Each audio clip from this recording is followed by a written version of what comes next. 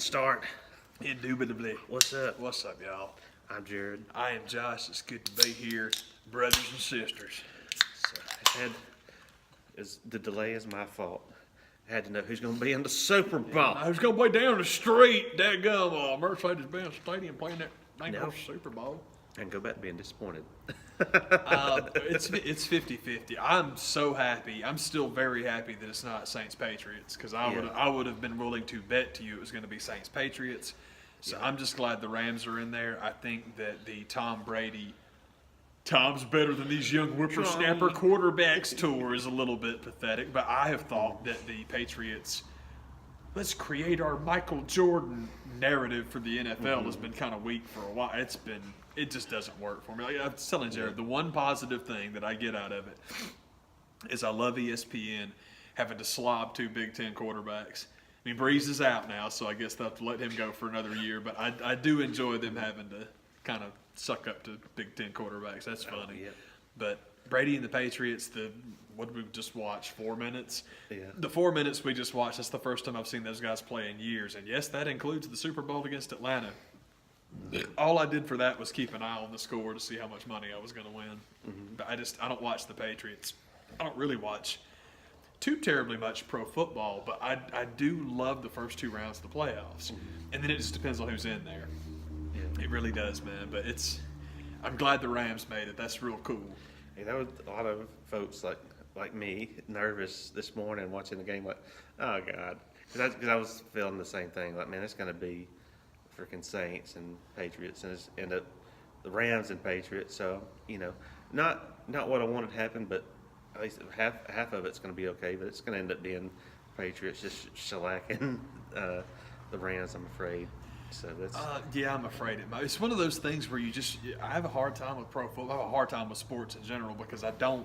If y'all watch the show, and if not, I'll tell you now. I don't believe in genuine competition. I don't think it's a real thing. I think there's way more money in entertainment.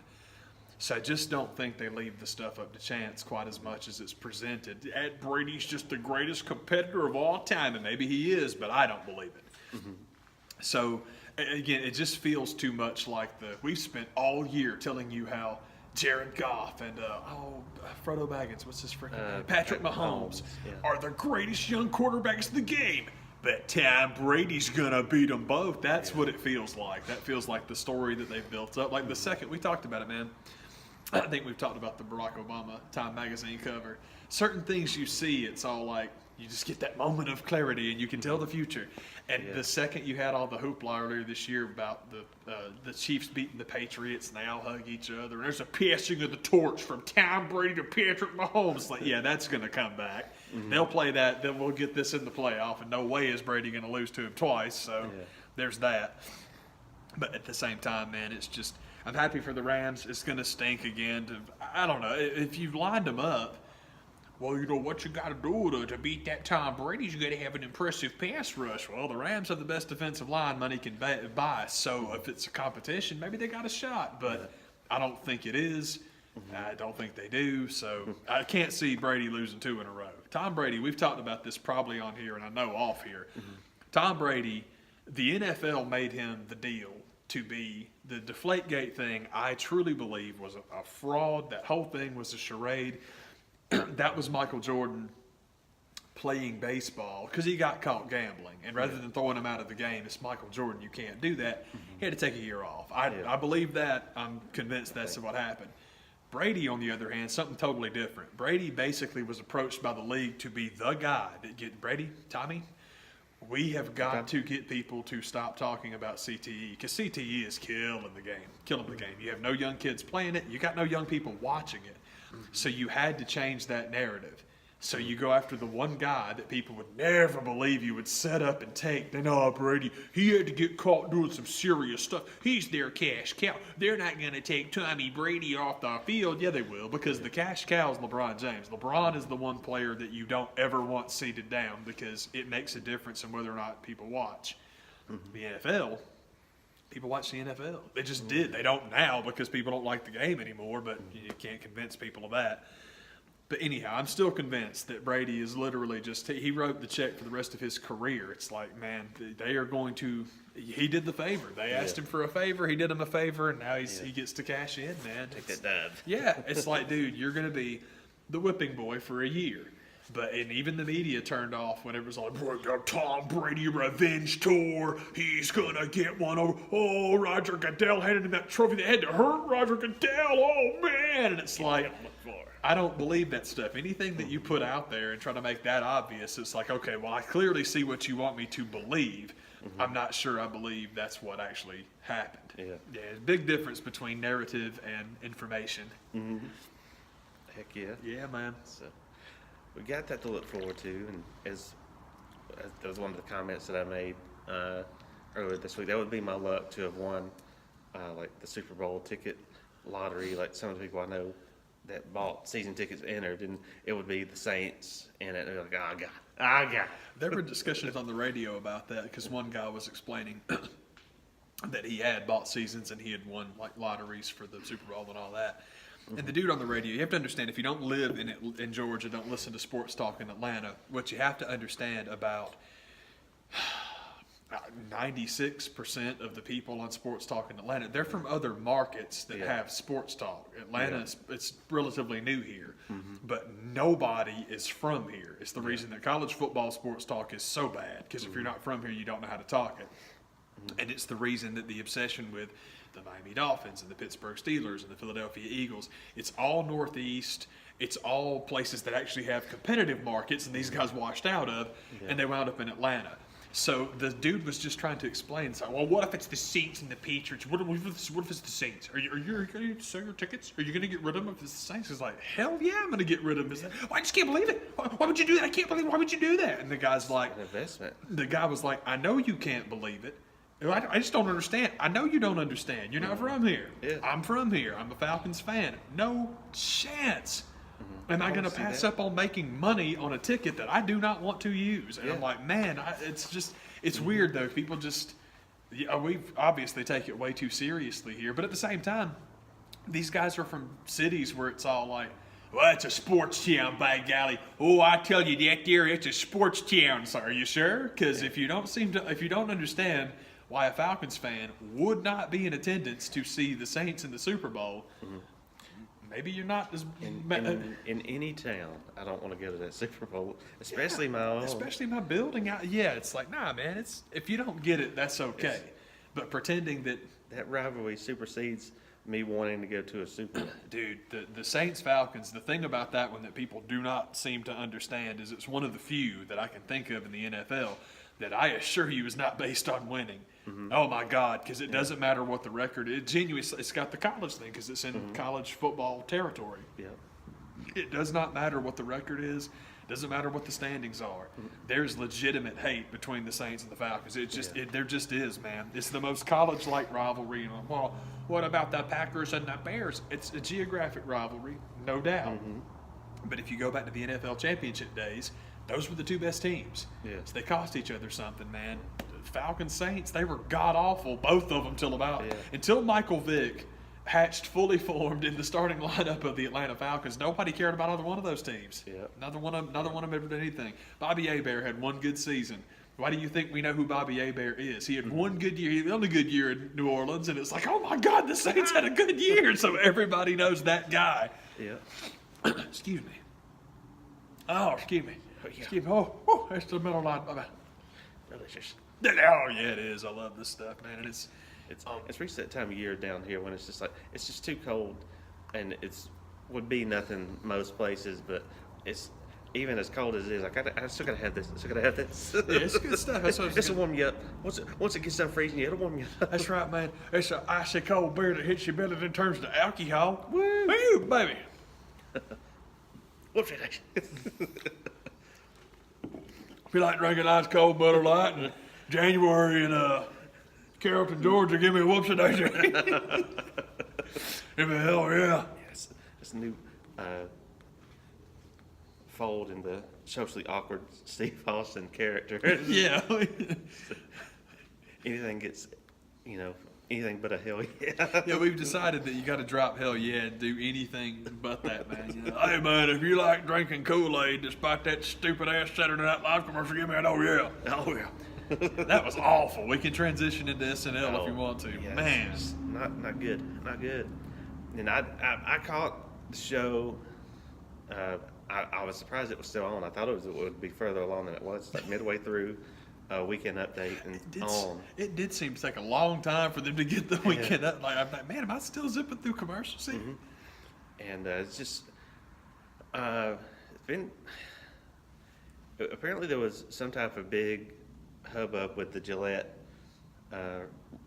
Razor Corporation that I just totally missed. That somebody up there just got way bent out of shape over it. We were discussing like that. Because I'm with you, man.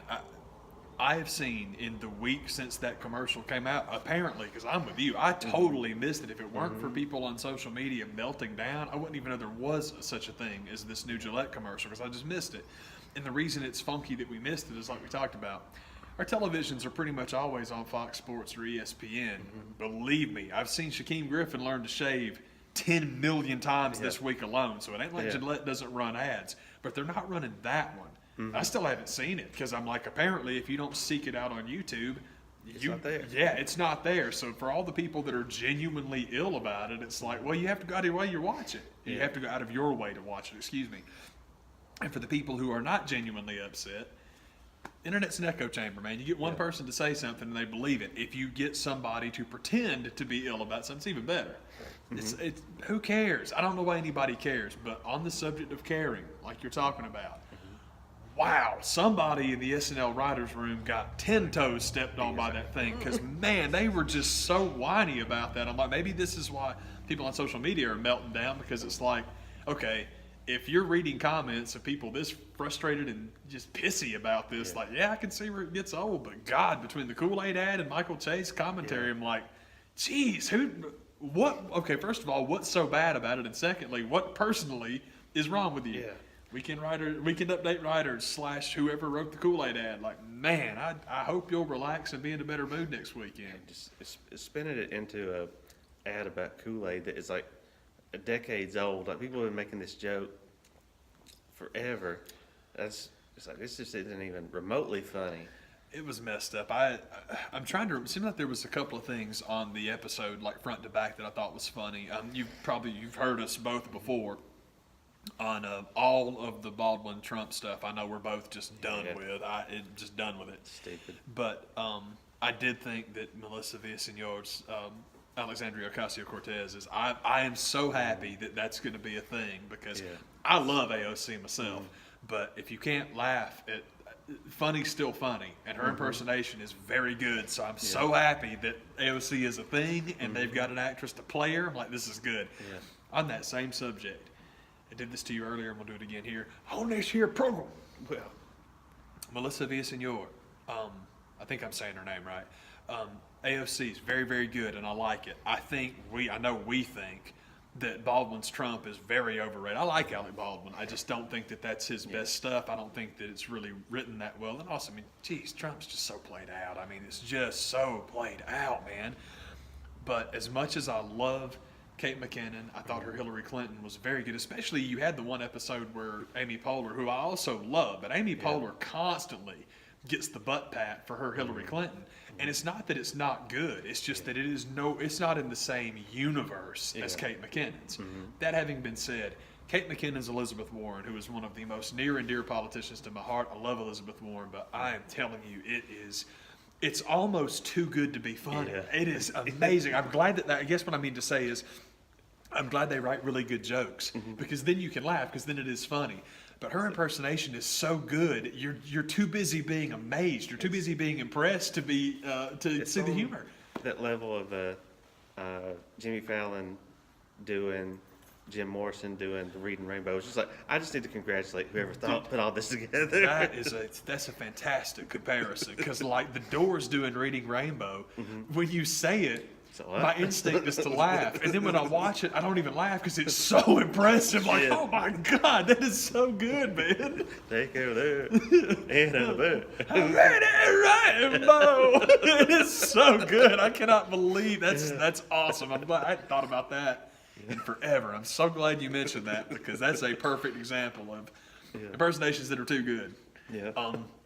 One of my favorite things ever, man, is I'm pretty sure it's crap. I think it's Delirious where Eddie does the Bill Cosby calling him thing, and Eddie Murphy is he's like we're talking about Had to be McKinnon. either that or Raw. I think it is Raw because Delirious was the first one, and it seems like that's what he's talking I think about. He's talking about this Theo going to the show. Yeah. Or my Ennis going to the show. Yeah, man. I do not handle the money, and my wife Camille handles the ticket money. That whole thing. But because of him doing impersonations, doing impressions, not just impersonations, it's like the voice, but also the facial gesture. Eddie Murphy goes from Eddie Murphy to Bill Cosby, back to Eddie Murphy to Bill Cosby to Eddie Murphy to Richard Pryor, back to Eddie Murphy in like 40 seconds. And it is so amazing. I mean, it's hilarious too, because I'm like rolling around with, do the people, I can't do Richard Pryor, but Do people laugh? do the people See laugh? show? Did they pay to see you? Well, I tell Bill, I said to have Coca Smile and shut the fuck up. So that whole thing is so awesome. Do people laugh? And it's so good, man. Do the people pay to hear you say what you say? I love God. That is so. I love that kind of stuff. That's very impressive to me, man. It's makes me feel good to hear somebody like Melissa getting a character like that, 'cause just that she'll be around. I agree. She was close to being the Jenny Slate of this current crop of people to be like 3 years after the fact, be like, she was on that show? Yeah, man. That was her? That was the Rob Riggle, you know? I mean, that's my thing too. Is I'm so happy that she's gonna be around. I just because I like her. I like the fact that she worships Abraham Parnassus. I think that's the greatest thing ever. So I'm totally with you. It's like, okay, this is a politician who's on a 6-year term, gonna be around for a while. This is a job. I like this job. So it's very cool. I'm very happy about that. And there was something else that I enjoyed, and I don't remember what it was because I'm just not smart. That's what stinks about this year so far is, man, as far as cast and talent-wise, I mean, they're pretty loaded right now. It's just everything is so freaking political because they got up their ass about blaming themselves for getting. They blame themselves for getting Obama elected. Then they blame themselves for getting Trump elected. Like giving yourself way too much credit and way too much blame. So just get off the political stuff. But that's easier said than done. That's like this is somebody that's set in their ways. McMahon style, like it ain't gonna change. Yeah, that's the way it's been for a minute. So don't think that's gonna change anytime soon. That's the impression I get too, and it's just I hate it. I wish that we would go a slightly different route than that Conan O'Brien, he did good stuff for us. Let's find another Conan. We need Tina Fey talks about in her book that Lorne Michaels is. For the writing room, it's half Harvard nerds and half stand-ups. That's what he wants. And it's like, well, it shows. Like you're saying, it's the same crap over and over again because it's either very, very poorly constructed Simpsons rejects or it's something that you can tune in to see Trevor Noah do every night or Jimmy, maybe not Fallon quite so much, but Fallon doesn't do politics at all. Kimmel will discuss politics, but it's not like that. He'll discuss it when he's pissed off about something. Maybe it's the time to do it. Totally, it's totally okay. Colbert's who I'm trying to think of. I don't know why I got off on the J kids. It's that they're both fine. Yeah, he takes on stuff way too often. Oh, it's just like basically his show he used to have on Comedy Central. And they do that, and then you've got John Oliver who does it once a week, and you've got Melissa B Melissa Matt the B who does it once a week, and it's like there's just too much commentary on politics, man. So I wish they would go a different route and so, like we said, the weird stuff when Abraham Parnassus is you're absolutely correct. That is a fantastic Hall of Fame all-timer. Yeah. But I think it's the only thing I can really think of. There's been like lines I thought were funny, like the discussion about the Weezer discussion at dinner. I loved because I've had that conversation. I've had that conversation many times, and I am. Me and it's one more thing that Leslie Jones and I have in common. But my favorite part of it is when I don't remember who it was asked. Is this something that people care about? Kenan Thompson's like, no, it's not. No. I love that because, like I said, I've had that conversation before. I like being told, dude, no one cares. It's funny. Is this something people care about? No, it's not. Yeah. That's awesome. I swear, if it comes back to me, what was on the... There was one other thing that I thought was pretty good, but if it comes back to me, I did think the joke about... Just from last night's show? From the last show. I thought the joke about I thought was the name of the band that just performed. That got a good chuckle out of me. I thought that was kind of funny. I've already forgot the name. It's like Greta Van Susteren or something like that. But they're one of those bands that everybody loved until, they're getting all this exposure. Like, no, I don't like them anymore. Yeah, man, I can't remember the last time I heard of any band that's going right now. I think I'm just too old to know anything about music going on right now. I know 21 Pilots was the one that just became like this cultural phenomenon thing, and I didn't get it, and that's good because I'm 39, man. I shouldn't get rock and roll now. I can get art rock because art never gets old, but I just I don't know. It's been a long time. Most of the musical guests I skip over. It's been. I thought that Earn, I always get Childish Gambino was very good. It's also the only time I've ever heard This Is America, because I remember it's like, that's what that is. And then I think it was the next day the video came out and the world went Chernobyl on us. I'm like, holy crap! But I still haven't seen that video. I just saw him performing on SNL and it was cool. I had to check it out just to see. The hell is everybody talking about? What is this Gillette commercial by Childish Gambino? It's my Dollar Shave Club. Why hast thou forsaken me? This is Gillette. It was nice enough, but I guess it shows the state of music video these days, and that they really. Does anybody even do them? And what would be the point? Not really. It's kind of like. So if you got a song like that, I guess that's the time to do, that type of political video. But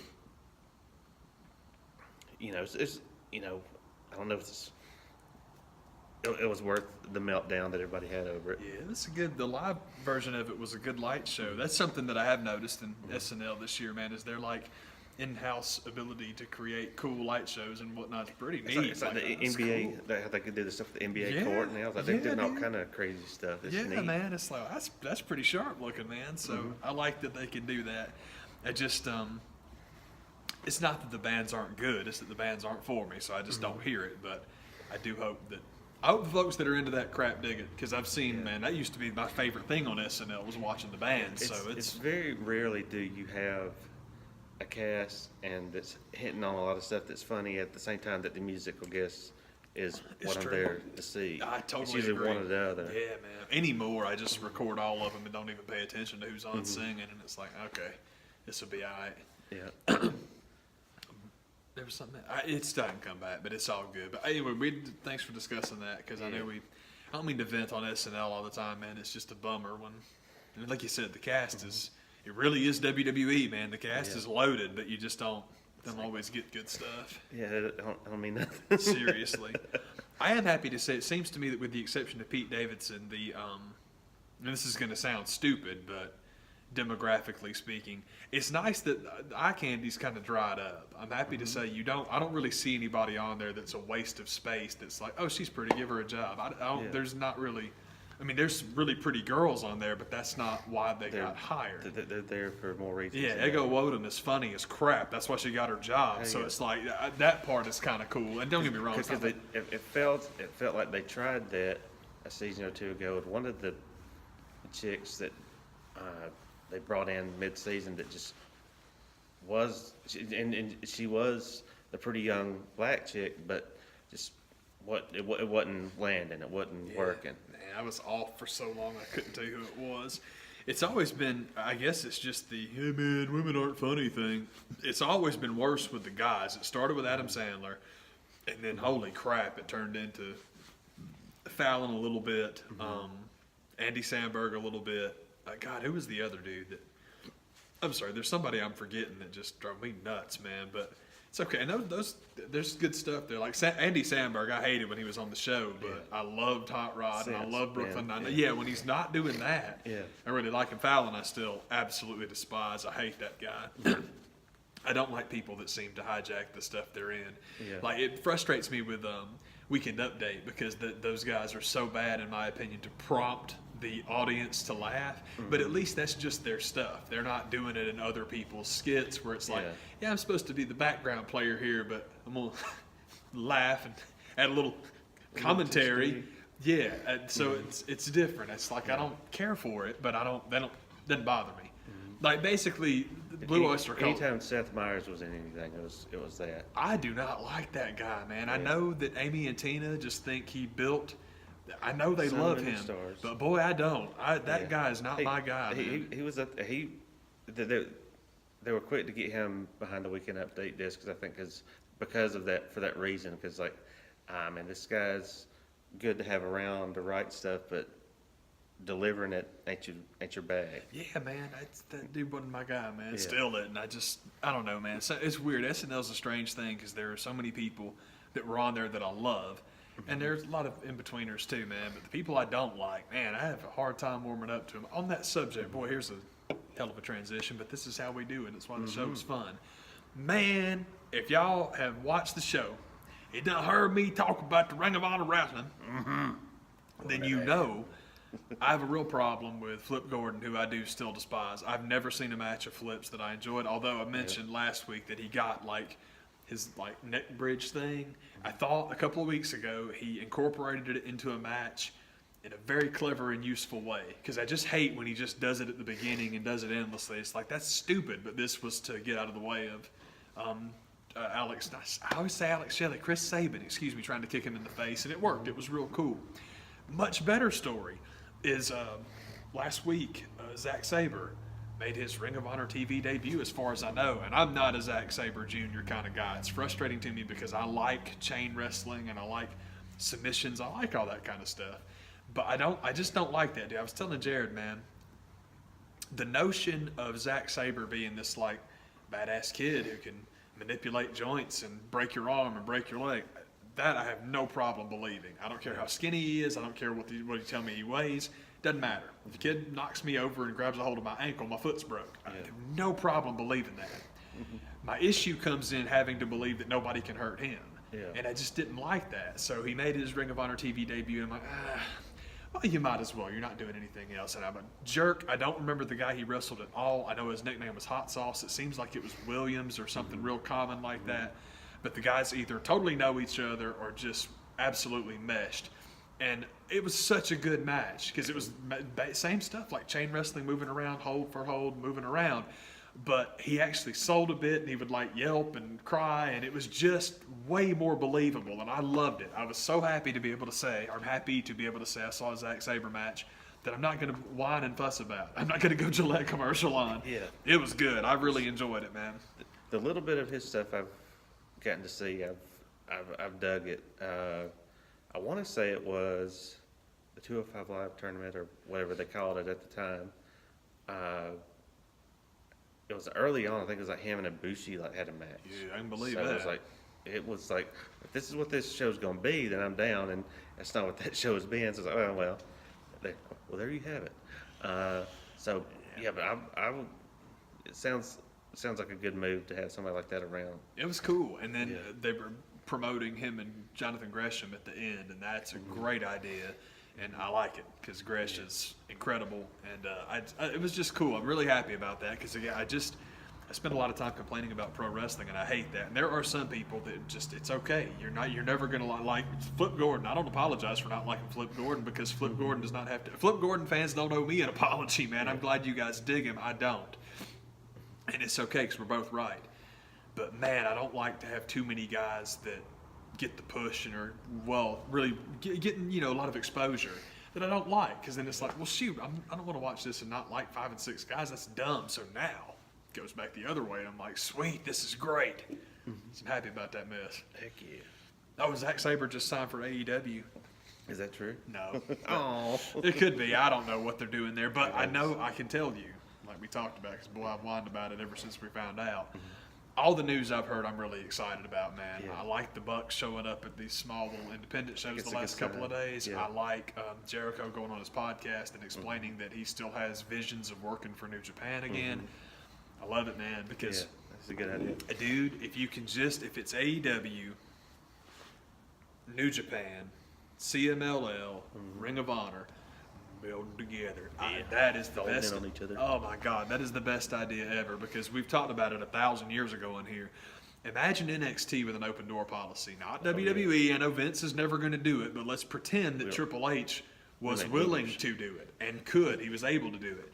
Can you imagine crossover matches between NXT talent and everybody else in the world? Okay, well, let's say that's AEW instead of NXT. I love it. I think it's such a cool idea, man. And then the whole, well, what you gonna do? You gonna watch Cody and Hangman wrestle the Young Bucks 1,000 times? It's like, well, if you close your doors, yeah. But if you don't, you can bring in, you can have all-star matches. It's great. It's so cool. I love it. We're live, pal.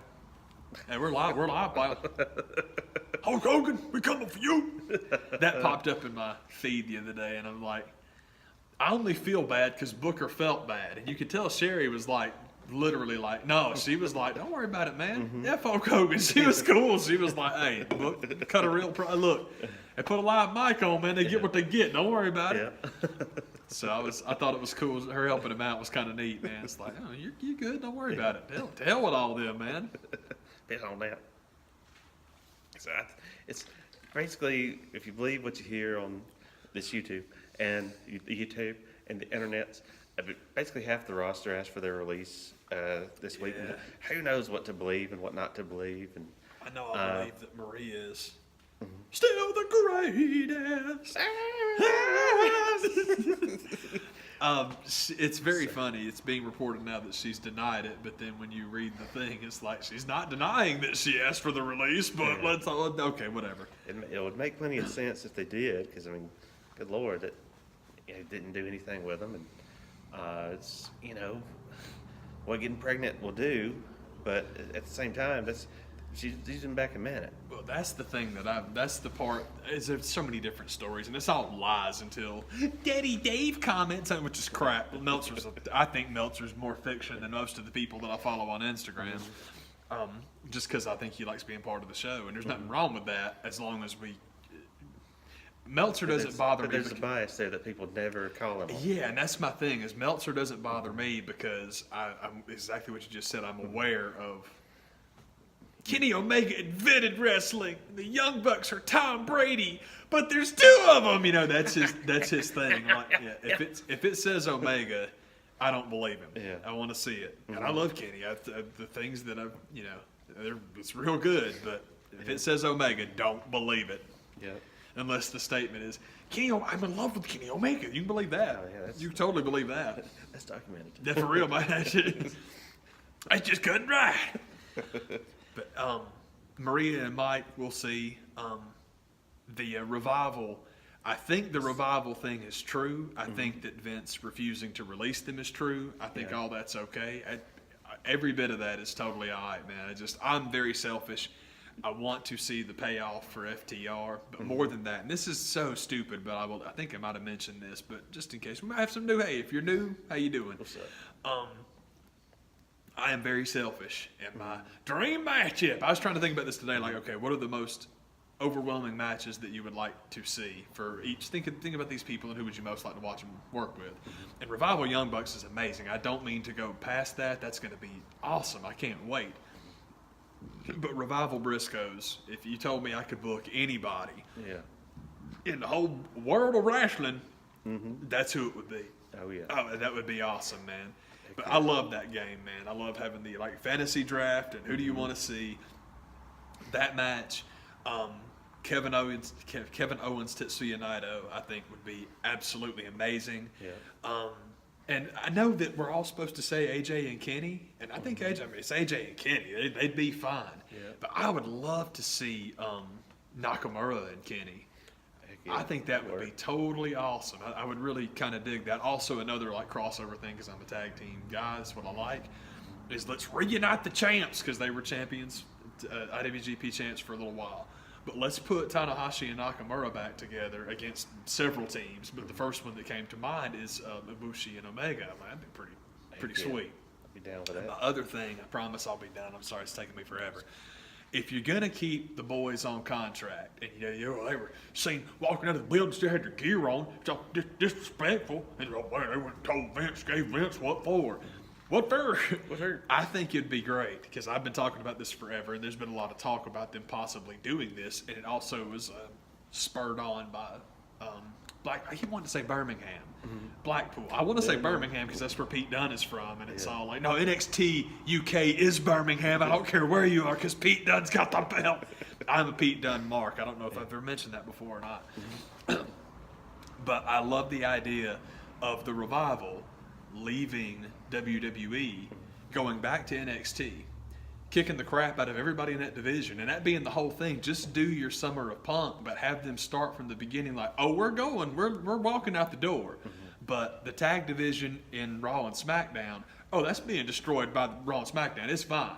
Yeah. What we're going to do is we're going to destroy the only tag league you got left, and then we're going to take your belts, and then we're going to put them in our suitcases, and we're going to take them to wherever we wind up going, and then we're going to sign our new contracts on top of them. I think that'd be a great angle. Yeah. And it's silly what I'm hoping to go for there, but my dream in that situation is you're once again rechristened NXT Tag Champs Revival. I love the open challenge. I'm a big fan of that stuff. Where you get talking all this stuff, and it's all like, well, if nobody is willing to come out here and challenge us, then how about we have somebody come down here and crown us? If you can't beat us, we're already the champs. Why don't you make us the kings? And as soon as you reference kings, it's like Best Irish Wrestler at Blackpool, which was wonderful. As soon as you say kings, you have Cassius Ohno come out from the back and take umbrage with use of the word kings in reference to tag team wrestling, and he has Cesaro join him, and you have a reunited Kings of Wrestling, which you don't have to call them. That's an inside joke, and people would get it. You don't have to call them that. That's okay, because neither one of them was called that anyway when they were the Kings. But how great would that be? That'd work. Oh my God, that'd be amazing. I would love it. And you go whichever way you want to. If you want it to be just another legend killed in the Revival's RKO tour, that's cool. And if you want to have Claudio and Chris be, hey man, I just am such a dork about that stuff. I love me some Kings of Wrestling. Those guys were the Kings of Wrestling, and it kind of sucks now that they don't get the love that they get, because in my opinion, that was Jim Cornette's last great gift to pro wrestling. Because as much as we love to trash Cornette for, well, he ran Ring of Honor into the ground, they weren't no good. Ring of Honor, they're better off without him, and they are better off without him because they wound up kicking up and going on. But as far as I know, he is the guy that booked Jay Lethal to be champ and TV champ.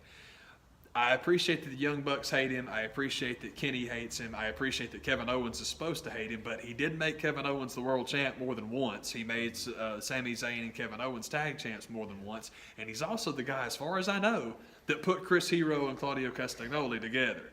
The Kings of Wrestling might be the last great contribution that Cornette ever made to pro wrestling, because holy crap, man. They're so good individually. They were so good together. Oh, man. I'm still kicking obviously, I'm still kicking myself over not buying that DVD, man. Yeah. I'm still mad about it. Got something right. Ring of Honor was fine when Cornette was there. It was just a bit more throwbacky than it is now. Yeah. And it's cool because it basically, okay, well, this is good for TV, and this is good for booking towns, and this is good for development. But now that you're gone, I think BC and, these things could be worked on. So you took what was good, you changed the stuff you didn't like, and now you've had the last 3 years. It's great. It really did work out well. It's one of those situations where him being there was good. When he left, it was even better. Yeah. Where it worked out even better because it put him in a good spot for fundamental things. But the things that made him special back in the day, they brought that back around, and it's good stuff, man. Yeah. Is there any comments about Alexa Bliss walking around half naked in the back, and Lars Sullivan having mental breakdowns that you hear about? And it's like, I don't know how much of that is legit and how much of it's meaning that TV 14's over.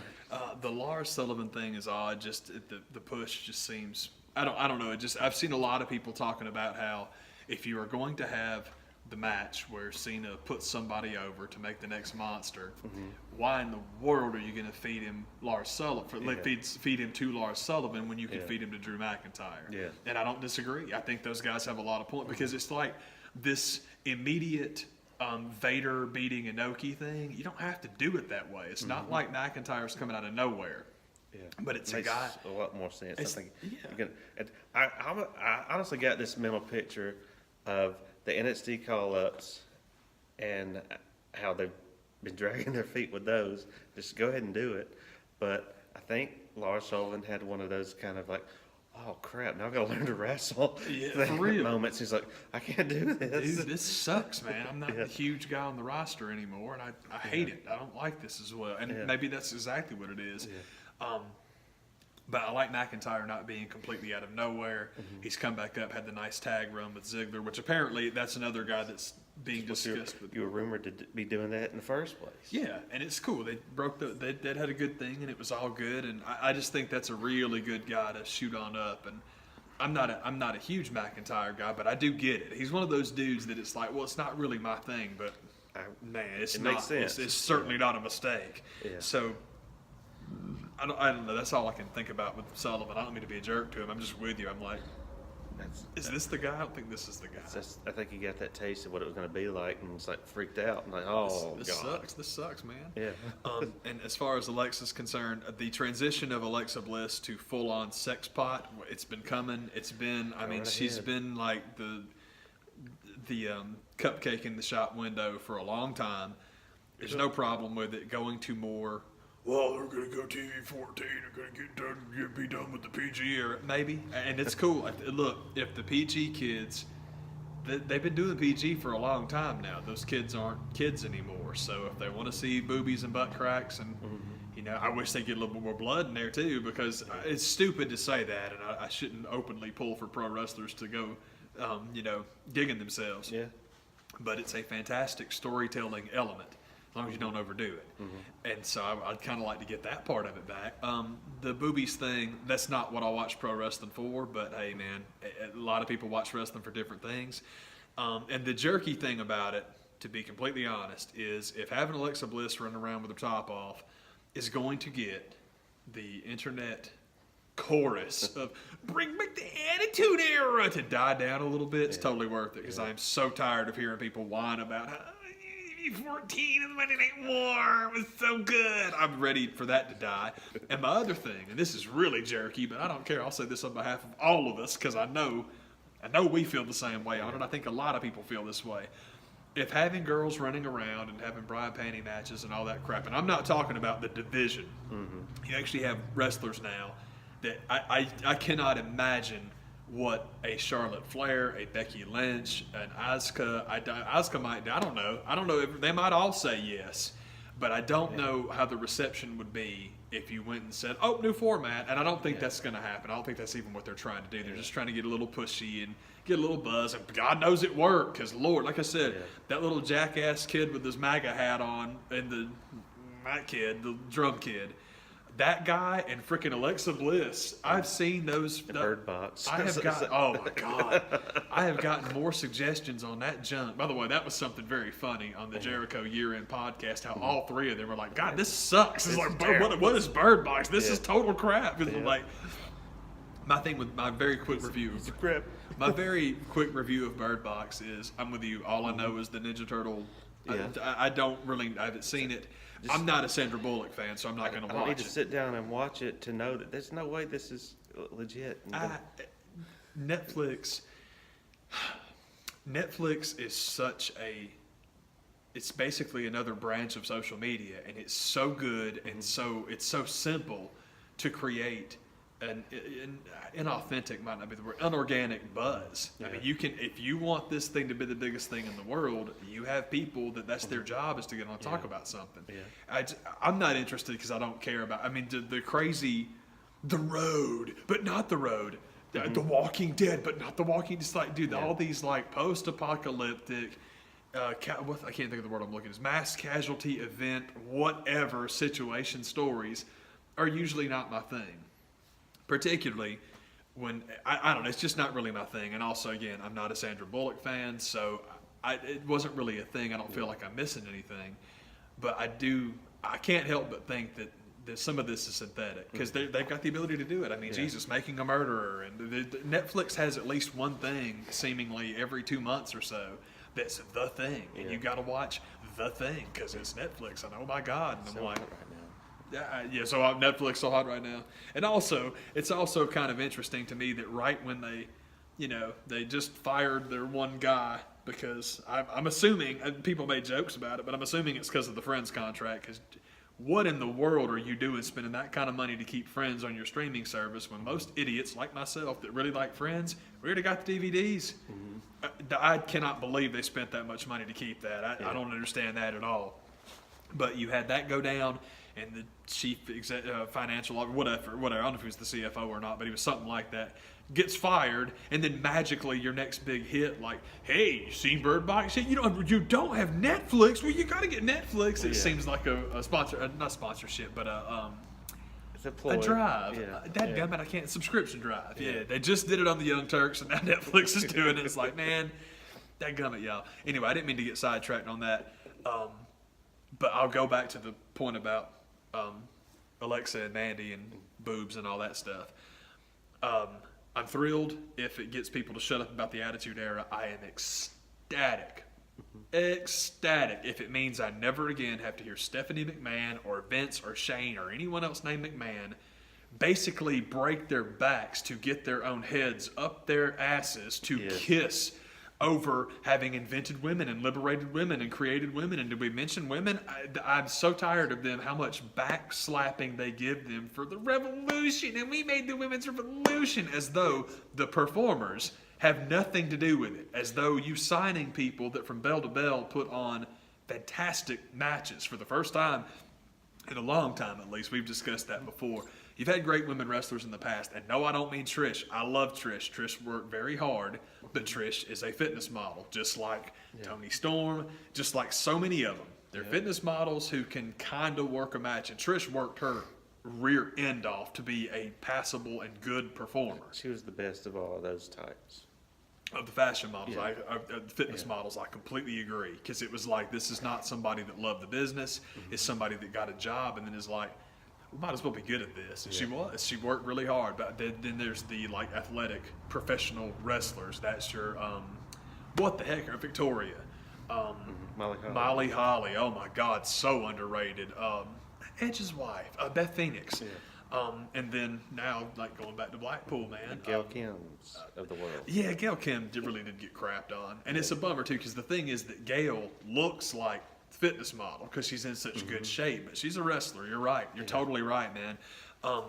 I just think with being a McMahon and all these women that have come about to make around the women's revolution and evolution, you just need to thank the brave Vince McMahon for allowing it all to happen. That's right, because if my dad, Vince McMahon, hadn't decided that women could, do stuff, it never would have happened. He listens to the fans. Man, if they will... Oh, he listens to them. Oh, he does. He really listens to the fans. He tells you all to go to hell week after week, but putting the same crap on. We're live, pal. Yeah, we're live, pal. Hey, I don't know how to. I can't help you. You're just ridiculous, man. What's RoboCop doing in the impact zone? There's a lot of beef in this ring. Oh yeah. But yeah, that's. Talk to me. You don't even watch NXT, okay? Yeah, man. That's the. I'm with you on all the. Basically anything main roster. I don't know anything about because I don't watch them. Again, you see. Yeah. Man, Joffrey Lannister's running around with his boobies hanging out because it might be kind of mean, and really not when she's just her. Yeah. But when they put that drag queen makeup on all of the women in wrestling, they look a lot different than they look. And Alexa looks like Joffrey Lannister, not in real life. In real life, she looks like whatever her real name is. But yeah, it's just like, okay, that's cool. I'm not a huge fan of. The blonde hair, blue eyed thing is not really my thing, but Alexa's a perfectly pretty girl. But by God, by the time they get done with her in the makeup chair, it's like, yes, she looks like the kid that plays Joffrey Lannister. It's mean, but it's true. I just think if this is a sign that there's any intention of dropping all this goodwill and even remote, there's no time to get to go back to doing the bra and panty matches or anything like that. Because first, the type of people that they have there have plenty of other places to go. There is an AEW. There is a WoW on Access TV. Access TV. So I mean, just the fact that if they think that they're going to have some of the type of talent that they have now that's gonna say, yeah, I guess I got to do that if I want to have a job. Like, they don't have to do that anymore. That's my thing about the top end. If you're going to do that dumb crap, it's going to have to be people like Alexa, who, yes, is not top end talent. We've said it forever. I have despised that girl since the first time I saw her work because she can't work, and she got shoved up the main card and my butt at the same time. And it's frustrating because I've said it many times before, and I will say it again. She ate Becky Lynch, she ate Sasha Banks, she ate Bayley. Now, fortunately, she left the show that this little piggy was on, and that's why Becky Lynch is Becky freaking Lynch now, because she helped put over your new little toy, and now she's getting her Tom Brady payback. Like, no, I get to call my shot now, and look at her go, and I love that. But Sasha and Bayley, two of the biggest women you've ever had, and neither one of them can get off the mat. It's very sad. I'm hoping that they're going to wind up doing the tag team thing there. I think that the Iconics should be first. I hope the Iconics win them first, and then I hope that Bayley and Sasha win them at WrestleMania, primarily because I would like for them to get a WrestleMania check. I think that'd be really cool. Heck yeah. And it's a good way. You cover a lot of bases that way. That would be 3, I would assume, unless you do want to do the title for title thing. But I don't know if they would do that or not. I'd love it if they did, because, I mean, the one set of tag belts is perfect. You don't need women's tag championships on both shows. I don't think you need a women's championship on both shows. And I would love, but at the same time, I mean, if you can't take it off Ronda, then you do need that other one, because Ronda's very good. It's just that she ain't going to be on all the shows. She's Lesnar. She doesn't work like that. Well, you know what I mean? It doesn't do dates like that. Doesn't work like that is a bad implication. Her work is quite impressive to me. A female continental title. Yeah, man. It's I like, think that's what it is. yeah, ain't nobody looking to have like 9 on the show. Either that or just a show. Just do a standalone show, and then you could do it. But at the same time, I'm a huge fan of. We've said it forever, man. I think having an Intercontinental Championship and a U.S. Championship is dumb as crap. I think whoever's got that belt works one show one week and one show the next. And the reason you don't have that is because there is no way they're going to expose whether this is not the case anymore. You can do it now. Oh, if Rollins was the IC champ and he's bouncing from show to show, people would love that. Basically a de facto TV title. But when you decided that it had to be Miz, all the time Miz, we love Miz. Miz used to be on MTV. I love him. He's the man. Give him the belt. It's fantastic. And also, I'm telling you, people are real funny about the Jericho signing with AEW. It's like, well, they're going to have Miz break his record now. I'm like, that's been the plan forever. You don't get from 6 until you get to 3, until you get to 4, until you get to 5. That's been the plan forever. It's one of the reasons I despise the guy as much as I do. I don't like the idea of the Ultimate Workers title in WWE, that is, going to a guy that can't work. Well, Miz is a good one. No, he's not, and I'll prove it to you. Miz cuts a good promo, if you say so. I think they're way too rehearsed. It's like going to, just go to any class anywhere and take acting lessons. You won't come across anybody that doesn't do what Miz does. He's like an acting student. There's nothing wrong with that. It's just that it's just scripted TV. And when you have the guy in the suit with the belt and the pretty girl, how many thousands of guys in pro wrestling can play that part? And the biggest example I use all the time is there's a kid that used to be called Stardust that was standing right next to The Miz. Watch him play that role. Now, you tell me which one of them's better at it. And the thing about it, as good as Cody is at it, Bobby Roode's better than both of them put together. But again, you can't have anyone do that character, so it frustrates me. And that stinks, man. Anyway, there was something else in there. I don't remember what it was now, but I think the main point was just, yes, if they want to get back to racier content with the women, if it would get them to shut up about what freaking warriors they are for the fight for equality, I would love it. But I totally think you're right. I think you would see like managers and that dumb stuff. But anyway, I'm trying to think about the Mania card. I was saying there would be 3. I don't know if there'd be 3 or not. Depends, I guess, if Asuka gets. No, Asuka, you need to resolve that. I love Asuka, but main event of WrestleMania, I'm with you. I would love a 3-way. I don't know if I would like a 4-way, and I hate saying that because I love me some Asuka, man. Yeah. But I think it's going to be tough to get it settled between now and then. But I was surprised that they're doing Asuka Becky at Rumble. Yeah, I was thinking that might be a way to do it. You could just have Becky win it back and. Maybe, I don't know, maybe not. I think it would be kind of cool, actually, but it's just because I don't know if it'd be cool or not, but it sounds kind of cool. I'm just going to show up at TakeOver and do something. If you do want to merge the two titles, which we talked about that before. I still like our idea for it better, but this would work too. What if you do have like the 4-way, but it's elimination? It's not a dance. And it's Charlotte and Becky, and then the champs in the other two corners, and it's elimination. And by God, the last two that wrestle, you walk out with both. That'd be cool. I'd get into that. That'd be cool. And then it would be big checks for the 4 of them and Bailey and Sasha. And I'm assuming I want the Iconics to hold on to them. I would like for that to be the match. There's no reason it has to be, but I just kind of like them, and I like my girl tag teams, man. Twisted Sisters, man.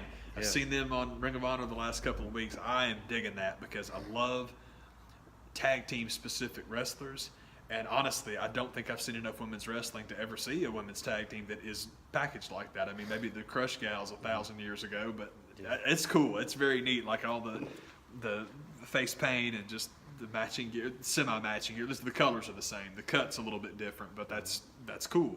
I know who I'm looking at that way. Yeah. But that's cool stuff, man. And I haven't watched the match from last week, but it's Madison Rayne and Britt Baker. I'm like, I got good opponents for them, so I'm looking forward to seeing that. Like, this is cool, man. Anyway, there was a point there somewhere. I don't remember what it was. Miller Lite delicious. It's delicious. Good. It's good. Like Miller Lite, give me a okay. Oh, well, okay. Okay. You got anything else? We'll see. Yeah.